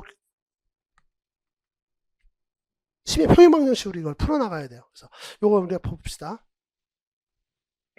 자, 지금 요 힘 Q에 의해서 실제로 발생하는 힘을 좀 본다 그러면은 요렇게 수평 방향과 수직 방향의 힘이 발생을 합니다. 근데 여러분들 이건 아셔야 돼요. 지금 우리가 궁금한 건 뭐예요? 지금 P와 Q에 의한 평형 방정식이잖아요. 지금 P 같은 경우는 수평 방향 힘밖에 아니에요. 수직은 상관이 없어요. 그러니까 여기서 우리가 구하려면 구할 수 있지만 굳이 구할 필요가 없는 거죠. 그래서 이렇게 수평 방향의 힘, 그것만 우리가 지금 보고 이야기를 하려고 합니다. 그래서 요걸 우리가 이제 따져 본다 그러면은 지금 P가 이거 밀고 있고요. 또 이쪽으로 작용하는 힘을 따지면 돼요. Q에 의해서 이제 작용하는 힘을 본다 그러면은 자, 요 직각삼각형을 만들 수 있고요. 직각삼각형을 만들 수 있고 여기가 요 각이 알파가 이렇게 나죠. 요게 알파각이 원추각입니다. 이게 원추각이에요. 알파각이. 그렇죠?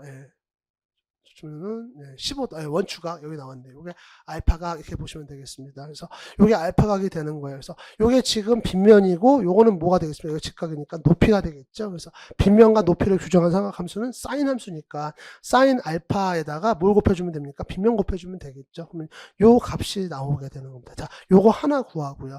자, 요 가상의 힘 Q에 의해서 또 뭐가 발생하냐면 이 빗면에 평행한 힘이 또 발생합니다. 그 힘은 어떻게 해요? 우리가 마찰계수 곱하기 Q로 표시를 할 수가 있겠죠.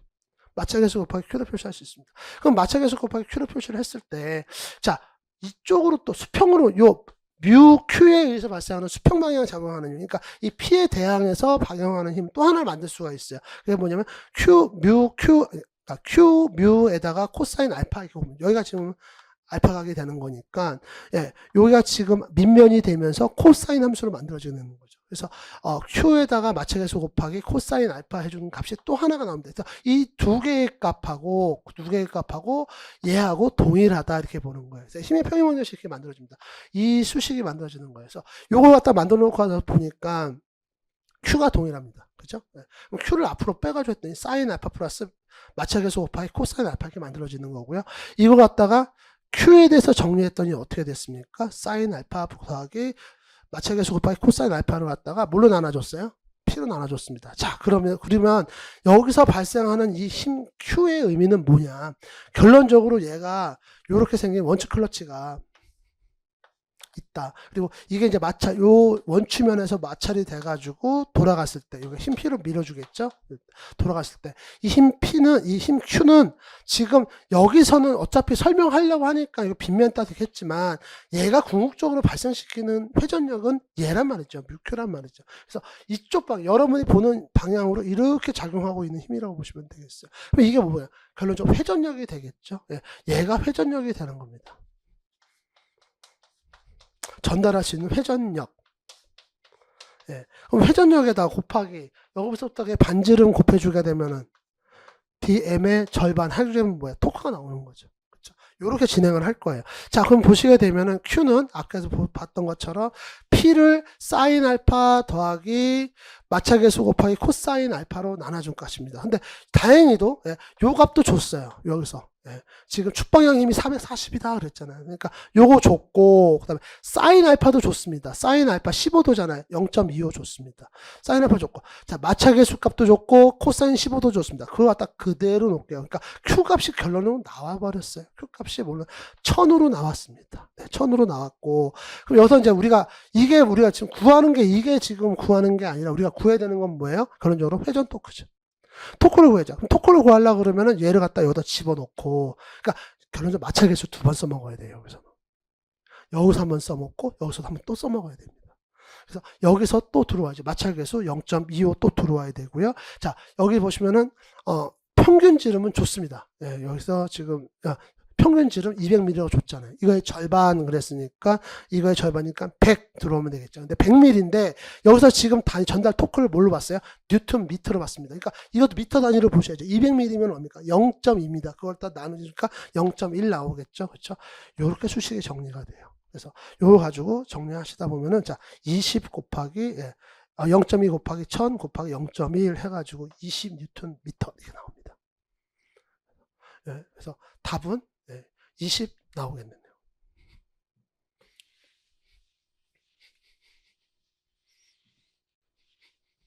자, 그래서 15번도 이렇게 우리가 찾아가면 되는 이제 그런 문제였습니다. 자, 16번 보도록 할게요. 16번 문제, 요거는 그냥 여러분들이, 평면은 조합응력이나 조합응력 조건을 좀 잘 알고 계시면은 쉽게 풀 수 있는 문제고, 그렇지 않으면은 좀 어려울 수 있는 문제인데, 한번 보도록 하겠습니다. 일단은 여러분들 요거서 지금 보게 되면 세 가지를 같이 구하셔야 됩니다. 내압을 받는 얇은 원통에 대한 얘기고요. 원주 방향 응력과 축 방향 응력과 그 다음에 최대 전단 응력. 세 가지를 여기다 쭉 두고 어떤 거예요? 이렇게 물어보고 있습니다. 일단 기본적으로 여러분들 여기서는 지금 원주 방향 응력을 지금 시그마 1, 그 다음에 축 방향, 길이 방향이 되겠죠. 길이 방향 응력을 시그마 2로 했어요. 그래서 보통 저 같은 경우는 수업할 때도 그렇고 원주 방향 응력을 시그마 Z로 표시합니다. 시그마 Z 이렇게 시그마 1을 시그마 Z로 얘기를 할 거고요. 자, 그 다음에 시그마 2, 얘는 축 방향 응력인데 얘를 여기서는 시그마 2로 했고 저는 얘를 시그마 S 축 방향, 샤프트 방향이다 그래가지고 S로 이렇게 표현을 하도록 하겠습니다. 그래서 원주 방향 응력 같은 경우는 아까도 말씀드렸지만 2T 분지 PD 나오고 있죠.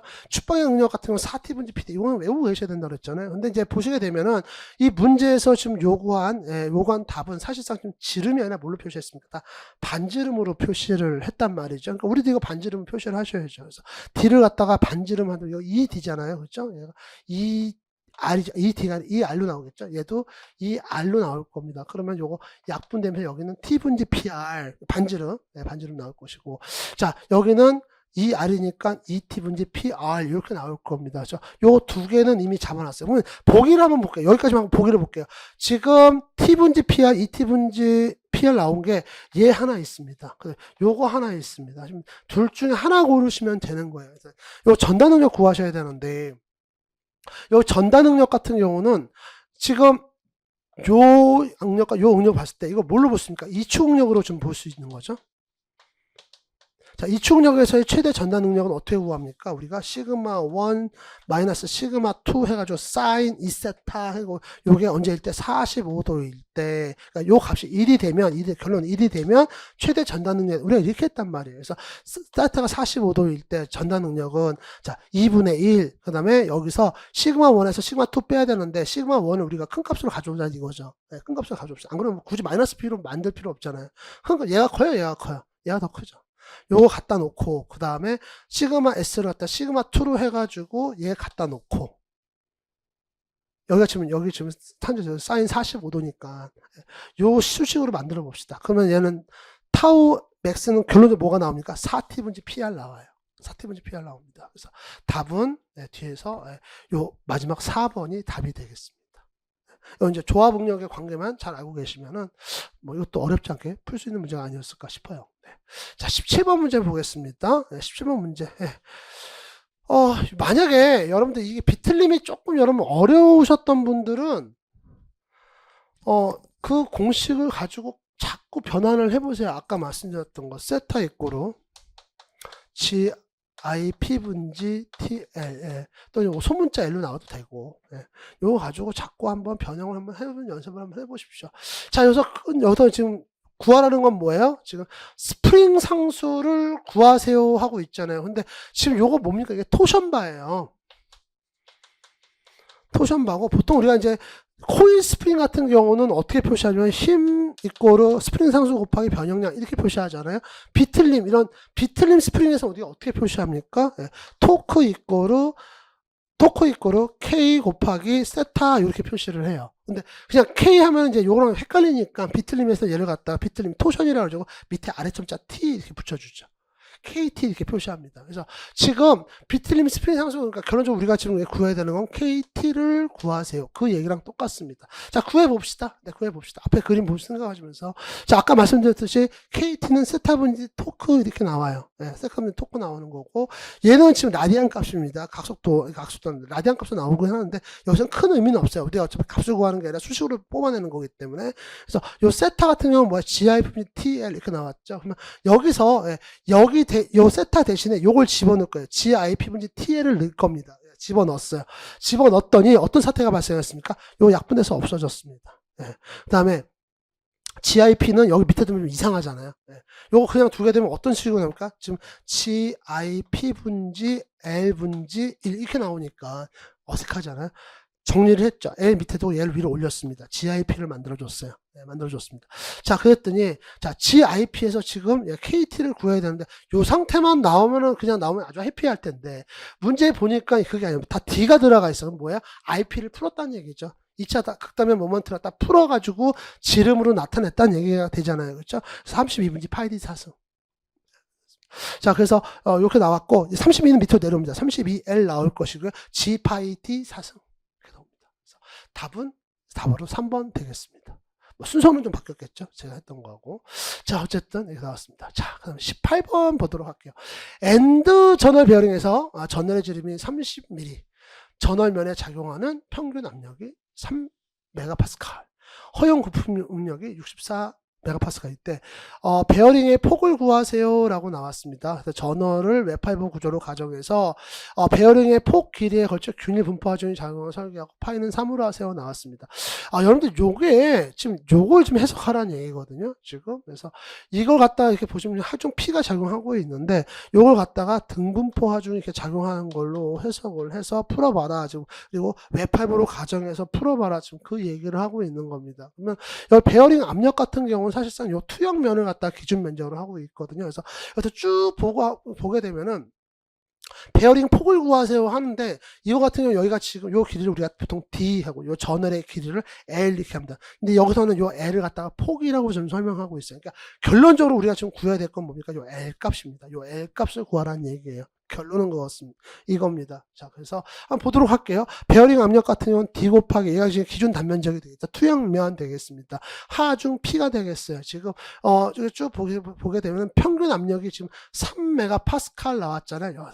여러분 여기서 한 가지 중요한 게 있습니다. 여러분 이게 평균 압력이란 말이 나왔잖아요. 그러면은 이걸 갖다 여러분 집중 하중이냐 분포 하중 이렇게 따지시면 답이 없습니다. 그냥 딱 단위만 보십시오. 메가파스칼 그냥 나왔잖아요. 만약에 이게 분포 하중이라고 하면 여러분들 메가파스칼 퍼 밀리미터 뭐 이런 식으로 아니면 미터 이렇게 나와야 되겠죠. 센티미터라든가 그냥 단위만 보십시오. 그냥 이거 P입니다. 집중 하중 P를 보셔도 상관없습니다. 그렇죠. 그래서 요렇게 풀어줘. 지금 요거 그럼 결론적으로 지금 요거 평균 압력 그러니까 얘가 지금 의미하는 게 뭡니까? 지금 베어링 압력 얘기예요.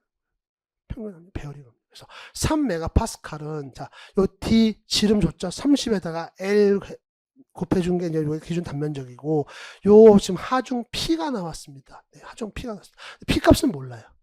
네. 지금 여기서는 지금 평균 압력 이렇게 나왔으니까 여러분들 딱 봤을 때는 아 이게 얘인가? 얘는 지금 힘이고 평균 압력은 베어링 압력 요거 하나밖에 없어요. 평균 압력이라고 할 만한 게. 요거 주의하셔야 됩니다. 그러니까 여러분들이 지금 평균 압력 이렇게 나오니까 이게 아 이거 P인가 생각하실 수 있는데 그게 아니라 얘는 베어링 압력 좀 얘기하는 거죠. 그래서 요 관계식에서 여기서 우리가 얻을 수 있는 거 정보는 딱 하나입니다. 뭐야? P 이꼬르 90L이다. 요 관계식 하나 얻을 수 있습니다. 자, 그 다음에 이제 얘를 갖다 웹팔보로 해석하라고 그랬잖아요. 그래서 우리가 보에 작용하는 물체 작용하는 구피 능력 얘기할 때는 구피 모멘트 이꼬르 구피 능력에다가 뭐야 Z 곱해주면 되겠죠. 그래서 Z 곱해줄 겁니다. 그래서 요 구피 능력 같은 경우는 우리 웹팔보로 했을 때 최대 구피 능력 얼마니까 2분지 PL 나오죠. 그래서 이거 여러분들 나 2분지 PL 이거 평균 이거 뭐야 저기 분포화중으로 보라고 그랬잖아. 분포화중으로 만들면 이렇게 하면 되죠. 2분지 오메가 L 제곱 이렇게 나옵니다. 근데 이제 이거 PL이 될 수 있는 이유는 어차피 여러분들 오메가는 혼자서는 아무것도 못해요. 2분지 오메가 L 하면은 얘가 지금 P가 되는 것이고 곱하기 L 해준 거랑 똑같습니다. 그래서 이렇게 보시면 되거든요. 그래서 얘가 PL이 된 겁니다. 그러니까 P는 여기는 오메가 L이 속에 붙어 있다고 생각하시면 돼요. 자, 그래서 2분지 PL 요거는 웹팔보일 때 최대 구피 능력 그러니까 구피 모먼트가 되는 거죠. 그래서 2분지 PL 이렇게 나오는 거고요. 자, 여기 시그마 B 구피 능력 여기 줬죠. 64메가파스칼이 다 줬습니다. 그래서 64메가파스칼 들어왔고 Z 단면계수 32분지 파이 D 3승 이렇게 나왔습니다. 그래서 요 관계식을 만들었을 때 이걸 이제 우리가 관계식을 만들다 보니까 어떤 사태가 발생하냐면 지금 PL 여기서 지금 P가 뭐예요? 90L로 나왔으니까 P를 없애버릴 수가 있어요. 한마디로. P를 없애줍니다. 그래서 P를 없애고 90L을 넣었더니 90L 제곱이 나오고 이렇게 만들어졌습니다. 여기는 그냥 살려놨어요. 똑같아요. 64 곱하기 32 파이 D 3승 이렇게 나왔습니다. 자, 그러면 나머지는 어떻게 되면 돼요, 여러분들? L 제곱 남겨놓고 나머지 다 밀어버리세요. 한쪽으로 밀어버리시면 됩니다. 그래서 나온 수식이 지금 요 수식이고요. 요거 계산하게 되면 3600 나옵니다. L 제곱이 3600 나와요. 그래서 요거 갖다가 노트로 씌우게 되면 60mm 이렇게 나오게 되죠. 그래서 요렇게 구하는 겁니다. 자, 이제 19번 보도록 할게요. 자, 이수가 30개, 스프라켓 휠이 500rpm으로 회전을 하고 있고 피치가 200mm래요. 롤러 체인의 평균 속도를 구하세요. 그러는데 이건 여러분들한테 뭐 수식적으로 제가 쭉 설명하는 것보다 이거 외우셨어요? 막 이런 거 한 것보다 이렇게 그냥 간단하게 보도록 하죠. 지금 이수가 30개고 스프라켓 휠이 500rpm으로 회전할 때 피치가 220mm. 좀 우리가 가지고 있는 조건 딱 3개예요. 이수, 그 다음에 RPM, 그 다음에 피치 나왔습니다. 근데 가만히 보면 여러분들 스프라켓 휠이 이수가 지금 30개예요. 그러면 얘가 스프라켓 휠이 한 바퀴 회전하면은 길이가 그 체인이 얼마만큼 가는 거예요? 한 바퀴 회전하면은. 이만큼 가는 거죠. 그러니까 30개 곱하기 20mm 하면 되는 거죠. 그래서 30개 곱하기 20mm를 해봤어요. 그랬더니 길이가 나왔어요. 아주 다행하게도 600mm가 나왔습니다. 그쵸? 네. 근데 이게 지금 분당 500회전을 한대요. 1분에 500번 돌아가는 거예요. 이만큼이. 여기다 곱하기 500 하면 되잖아요. 그쵸? 그래서 여기다가 1분에 이만큼 가는 거예요. 1분에 600mm가 500번 반복되는 거죠. 그러다 봤더니 30만이 나왔습니다. 단위는 뭐가 되겠어요? 밀리미터 퍼 미닛이 나올 겁니다. 근데 이게 문제가 뭐냐면은 이게 지금 평균 속도가 좀 미터 퍼 세크를 원해요. 시험에서는. 이거 환산을 해주셔야죠. 밀리미터 퍼 미닛을 갖다가 미터 퍼 세크로 해주니까 어때요? 예, 지금 미닛이니까 나누기 60 해주고, 60 해주고, 그다음에 밀리미터니까 나누기 지금 1000 맞나요? 1000 해주고 하면은 5m per second 나오죠. 미터 per second. 그렇죠? 나누기 1000. 그쵸. 나누기 1000 해주고 얘가 지금 분이니까 세크. 맞네요. 네. 이렇게 해주면 5m per second 합니다. 그래서 답이 5m per second 이렇게 나와요. 그래서 이거는 여러분들 뭐 그냥 저 같은 경우는 그래요. 이건 뭐 굳이 여러분들 뭐 공식을 모르면 못 푸는 그런 문제는 아니다. 구조만 알면 풀 수 있다. 이렇게 보고 있습니다. 자, 20번 문제인데요. 자, 요거는 여러분들한테 좀 미리 사전에 말씀드립니다. 저 같은 경우는, 지금 이 영상 같은 경우는 제 수업을 안 듣던 분들도 듣고 계실 텐데, 제 수업을 들었던 분들한테는, 솔직히 말씀드리면, 저는 관계는 하지 않아요. 기계 설계가 우리 배관이나 이런 게 들어가 있는데, 그쪽은 안 해요. 안 하는 이유는 제가 하기 싫어서가 아니라, 이게 지금 보시다시피 되게 나오더라도 되게 지엽적인 문제가 나오고, 그냥 어떻게 보면은, 그냥 과거의 기출문제를 가지고 제가 문제 풀고 모의고사 출제하고 이러면서 같이 공부하고 있는 입장이 거기 때 뭐 배부도 내고 이렇게 하고 있는데 보시다시피 이렇게 굉장히 좀 지엽적인 문제가 나옵니다. 그래서 그냥 저는 안 하고는 있는데 그렇다고 해서 여러분들이 이제 이걸 보고 모를 것이냐. 왜냐면 여기 지금 다 좀 뭔가 좀 이렇게 숨어 있는 약간 좀 그런 느낌이 있거든요. 근데 그건 제 입장이고 모르실 수도 있어요. 어려우실 수도 있습니다. 자, 온도 변화에 따른 신축을 허용하는 관행에 해당하지 않는 것입니다. 그러니까 이 문제 일단 읽고 좀 느낌이 오세요? 온도 변화에 따른 신축이라는 건 뭐겠어요? 그러니까 여러분 우리가 재료가 늘어나는 거죠. 연신율 하잖아요. 그러니까 여기 신축이라고 하는 건 축이 늘어나는 겁니다. 배관이 늘어나는 온도 변화에 따라서 배관이 늘어났다 줄었다 하는 거야. 뜨거운 유체가 하면 늘어날 것이고 또 온도가 차가운 유체가 흘러가면 좀 것이고.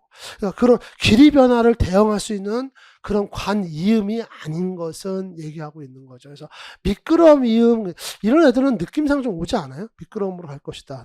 신축형 밴드인데 얘는 우리가 보통 이제 벨로우즈형 이렇게 얘기하고 있는데 이 벨로우즈형 같은 경우는 다른 말로 그냥 우리 현장에서 그냥 이건 일하는 현장 쓰는 말로 얘는 그냥 자바라라고 얘기하죠. 자바라. 주름져 있는 주름관. 그냥 보통 자바라 하죠. 근데 여러분 자바라 그러면 여러분 뭐 고무로 이렇게 얇은 천 이런 거 생각하는데 그게 아니고요. 실제 금속으로 만든 벨로우즈라고 있습니다. 그거 되게 좋아요. 그래서 그런 거 이렇게 쓰고 있고요. 자, 고무관 이음 같은 경우는 신축관이라 그래가지고 뭐 이런 배관의 어떤 길이 변화에 대응할 수 있는 그런 관이 되겠죠. 자, 미끄럼 이음 같은 경우는 이렇게 보시면 돼요. 배관이 이렇게 있으면은 여기를 갖다가 그냥 뭔가 이렇게 이어 붙이는 게 아니라 여기 갖다 좀 이렇게 만듭니다. 어떻게 좀 이렇게 그리면 될까요? 플랜지 같은 걸 이렇게 만드는데 여기도 이제 플랜지를 갖다가 됩니다. 플랜지를 갖다가 이렇게 돼요. 되고 자 그다음에 여기를 갖다가 좀 깊게 팝니다. 여기 갖다 이런 식으로 여기다가 배관을 넣어요.